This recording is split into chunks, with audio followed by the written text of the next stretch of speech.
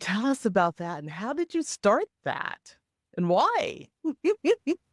I think it was about a year, year and a half before the pandemic that I decided, okay, my son is grown. He's out of the house. He's on his own. He's set.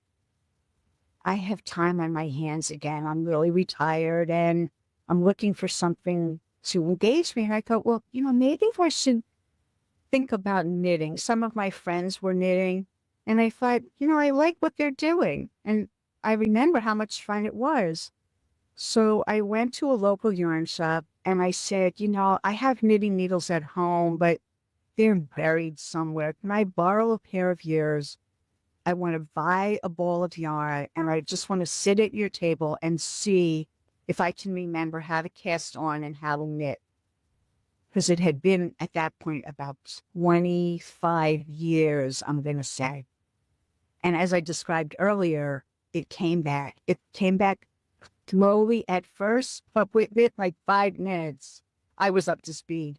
It connected in my brain. And there I was working at the same speed that I thought I had always worked in the past.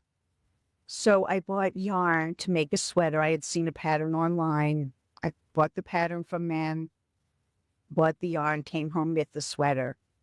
Fast forward about a year and a half, in February 2020, we locked ourselves in ahead of the rest of the country because at that point, our son was working for a think tank in Cambridge, Massachusetts, and they had heard about the COVID virus and were starting to research.